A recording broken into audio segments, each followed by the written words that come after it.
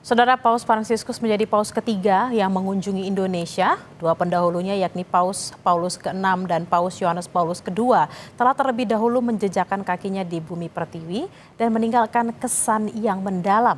Tak hanya bagi umat Katolik, namun masyarakat Indonesia. Pesan perdamaian dan persatuan konsisten menjadi seruan yang disampaikan setiap paus dalam kunjungannya ke Indonesia. Negara-negara asing di ibu kota serta para pejabat lembaga-lembaga negara. Desember 1970 menjadi momen bersejarah bagi umat Katolik dan bangsa Indonesia. Ketika Paus Paulus ke-6 akhirnya mengunjungi Indonesia dalam kunjungan singkat 2 hari 1 malam, yakni di tanggal 3 hingga 4 Desember 1970. Paus Paulus ke-6 singgah ke Indonesia dalam perjalanannya dari Filipina dan Australia, dan kehadirannya ditekankan pada kedudukannya sebagai pemimpin tertinggi umat Katolik sedunia, bukan kepala negara Vatikan. Dengan menumpangi pesawat DC-8 Alitalia, Paus Paulus ke-6 tiba di lapangan terbang Kemayoran dan disambut langsung Presiden Soeharto beserta para menteri dan pejabat negara serta para duta besar. Paus Paulus yang juga pernah menjadi diplomatik terkenal Vatikan ini menyatakan kunjungannya bukan untuk menyenangkan diri sendiri, namun bermaksud memperbaiki nasib manusia demi mencapai keadilan dan perdamaian dunia.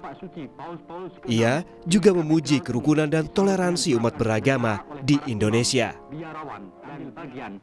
Tak hanya bertemu dengan jajaran pemerintah Indonesia, Paus kelahiran Italia ini juga berdialog dengan rohaniawan asal Indonesia. Puncak kunjungan Paus ditandai dengan misa bersama umat Katolik Indonesia di Stadion Utama Senayan.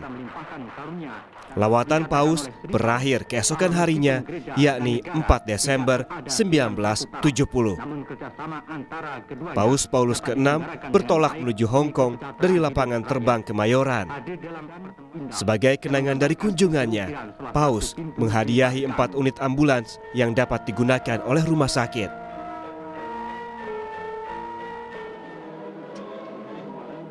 1989 atau 19 tahun setelah lawatan perdana Paus ke Indonesia, Paus Yohanes Paulus II meneruskan jejak sejarah kunjungan apostolik Tahta Suci Vatikan dengan berkunjung ke Indonesia pada 9 hingga 14 Oktober 1989. Tak hanya Jakarta, Paus yang memiliki nama asli Karol Josef Wojtyła ini juga mengunjungi kota-kota lain, yakni Yogyakarta, Medan, Maumere, dan Dili.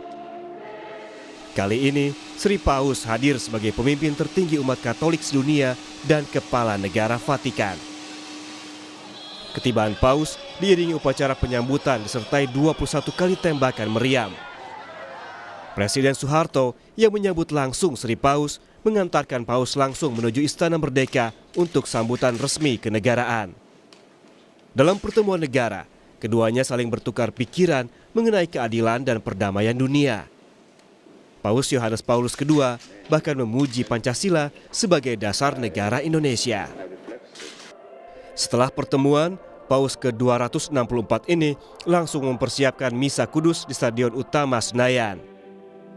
Tak kurang dari 100.000 umat Katolik dari seluruh Indonesia memenuhi tribun stadion dan umat larut dalam suasana syukur dan gembira. Terlebih karena Paus yang menguasai 32 bahasa ini memimpin misa dalam bahasa Indonesia. Dalam khotbahnya, Sri Paus mengingatkan seluruh umat Katolik Indonesia untuk menjadi warga negara yang baik. 14 Oktober 1989 menjadi hari terakhir lawatan Paus di Indonesia. Dengan menggunakan pesawat Garuda dari Bandara Halim Perdana Kusuma, Paus Yohanes Paulus melanjutkan perjalanannya ke Mauritius. Dan kini, umat Katolik Indonesia kembali dipenuhi rasa syukur dengan kedatangan Paus Fransiskus sebagai paus ketiga yang mengunjungi Indonesia. Indonesia menjadi negara pertama yang akan dikunjungi Paus Fransiskus dalam rangkaian lawatan ke Asia Pasifik.